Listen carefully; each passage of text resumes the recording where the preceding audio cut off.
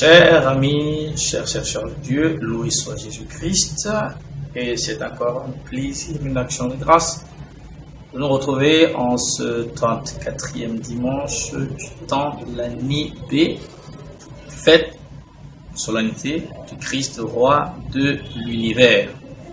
Voilà une année qui s'achève.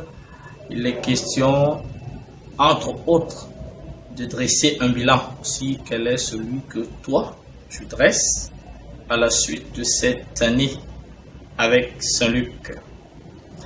Aujourd'hui, notre Sainte Mère l'Église, pour parler, méditer sur la solennité du Christ ou la réalité du Christ, le roi de l'univers, propose Daniel 7, 13 à 14, le psaume 92, Apocalypse 1, 5 à 8 et Jean 18, 33 à 37. Jésus, Pilate, entretient, on aurait dit presque de sourd. Jésus parle à Pilate de la vérité dont il rend témoignage. Pilate a des préoccupations politiques, il a des préoccupations carriéristes. Quand Jésus déclare à Pilate qu'il proclame la vérité et que seuls ceux qui sont de la vérité entendent sa voix, Pilate est complètement largué parce qu'il ne comprend pas de quoi ça retourne. Sûrement dans ses humanités, on lui a parlé de la vérité comme une chose, et là Jésus justement lui parle de la vérité comme personne. Un entretien qui est un beau prétexte pour l'Église, pour aujourd'hui nous rappeler des vérités qu'il faut poser. Le Christ est roi. Il va le signifier à Pilate de la plus belle des manières. Et il va prendre le soin de rappeler les compréhensions, n'est-ce pas, de sa royauté. Et aujourd'hui, l'occasion nous est donnée, oui, saisissons-la. Chers amis, chers frères, chères sœurs, chers chercheurs de Dieu, pour une fois de plus encore, regardez la nouveau frère. La question du royaume des cieux, on en parle, on en dit plus ou moins.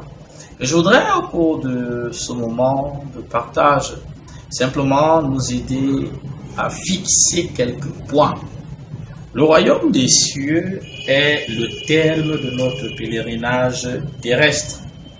Le royaume des cieux dont nous sommes les citoyens est le but pour lequel Jésus a visité notre terre. Il nous en a parlé de long en large. Morceau choisi, heureux les pauvres de cœur, le royaume des cieux est à eux. Et par 2 fois dans les béatitudes, il va le dire.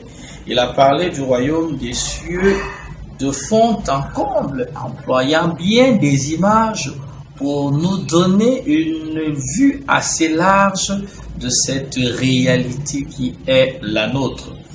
Qui dit royaume entraîne la notion d'autorité, entraîne la notion de pouvoir. Allons-y, justement. Quel est donc le pouvoir qui plaît à Dieu? Qu'on parcourt les saintes écritures de la Genèse à l'Apocalypse, on va se rendre qu'il y a une constante de tous ceux et celles qui ont reçu de Dieu un mandat. Me vient à l'esprit Salomon, l'autorité de Salomon, le pouvoir de Salomon, reçu de Dieu, est resté dans les annales parce que Salomon l'a exercé selon le cœur de Dieu. Comment? Eh bien, Salomon avait compris que gouverner, c'est servir, que la meilleure autorité, n'est-ce pas, est celle du service. Et justement, Jésus va le dire quelque part dans les évangiles. Les grands de ce monde, ceux qui n'ont rien compris au pouvoir véritable, oppressent entre vous et parmi vous, mes disciples. Il faut savoir que toute autorité est service, tout pouvoir est service. C'est pourquoi, par exemple, le pape, dans son appellation ecclésiale, il est le premier parmi ses pères évêques. Voilà. Il parfois se fait appeler le serviteur des serviteurs, titre qui est réservé au Christ, mais puis pour nous dire la notion de service. Oui, toute autorité est service. Toute autorité reçue de Dieu nous met au service des autres. Et une fois qu'on a dit service des autres, voici que vient dans nos mémoires le 13e chapitre de Saint Jean, où Jésus lave les pieds de ses apôtres. Il est roi parce qu'il sert. Il est roi parce qu'il est humble. Il est le roi de l'univers parce que, comme nous le professons, il est Dieu, il faut le dire. Quand nous disons dans notre profession de foi, créateur du ciel et de la terre, de l'univers visible et invisible, nous disons exactement que toute autorité, que tout pouvoir est soumis à celle de Jésus. Et nous disons également, avec le livre de l'Apocalypse de Saint Jean, qu'aucune autorité, aucun pouvoir ne tiendra. Tout est appelé à disparaître sauf l'autorité de Jésus. À nous qui célébrons donc aujourd'hui la fin de l'année liturgique, immense action de grâce, mais aussi, oui, arrêtons-nous pour nous évaluer comment est-ce que nous avons exercé le pouvoir, l'autorité qui est la nôtre. Elle est parentale, elle est ecclésiale, elle est sociale, elle est familiale. Bref, comment est-ce que j'ai fait usage de l'autorité qui est la mienne? Comment est-ce que j'ai révélé Dieu ou non à travers l'exercice de cette autorité? Oui, célébrer la fête du Christ, roi de l'univers, c'est reconnaître, c'est confesser, c'est accepter que je suis le sujet dont le Père, le Fils et l'Esprit Saint est le roi. Je suis le serviteur du Père, le serviteur du Fils, le serviteur de l'Esprit Saint. Et le royaume vers lequel je marche, le royaume que Jésus est venu inaugurer, est le royaume de l'amour. Tu veux savoir de quoi est-ce que cet amour retourne? Tu iras lire 1 Corinthiens 13, les versets 4 à 7. Tu y en as une perspective. Saint Jean lui-même a dit de la bouche de Jésus que le commandement de l'amour était le premier et le dernier. Et finalement, qu'est-ce qu'aimer? Sinon apprendre à se sacrifier pour les autres. Voilà encore une dynamique. Le véritable amour, le véritable pouvoir de l'amour est service. Jésus l'a dit, celui qui sert les autres reçoit l'onction divine. Celui qui se sert des autres ne la reçoit pas. Que les uns et les autres s'évaluent aujourd'hui comme demain, afin que nous soyons une fois de plus encore remobilisés pour le royaume des cieux. J'ai envie de dire que n'entreront au ciel que ceux et celles qui tout au long de leur vie se seront mis au service des autres jusqu'au terme de celle-ci comme leur maître.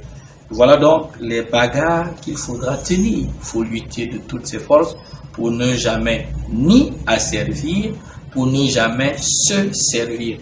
Et là, cher ami, quel sacré challenge. Quand le monde veut nous inviter justement à tirer parti du temps présent, à profiter et de nos postes et de certaines situations, le Christ nous dit aujourd'hui, attention, je suis roi, mais un roi qui sert. Et il s'adresse à tous les Pilates, il s'adresse à tous les pharaons, il s'adresse à tous les Nabucodonosor, il s'adresse à tous ceux qui sont détenteurs du pouvoir et qui l'utilisent de la pire des manières. Besoin de conversion pour que, et là on peut s'aider donc à demander l'esprit de Salomon. Salomon a demandé au Seigneur la sagesse assise auprès de lui. Elle lui a été donnée et il a eu un règne selon le cœur de Dieu. Qu'il en soit ainsi pour nous. Au soir de cette année liturgique, je voudrais dire merci au Seigneur pour ces dimanches, ce cheminement fraternel, amical, pour toutes les grâces reçues. C'est bientôt une nouvelle année, une nouvelle saison, comme disent les autres. L'Esprit Saint nous conduira encore. Mais que Dieu bénisse tout ce qu'on a pu vivre ensemble et que sa présence en nos vies se manifeste. Bonne fête, bon dimanche et à très bientôt.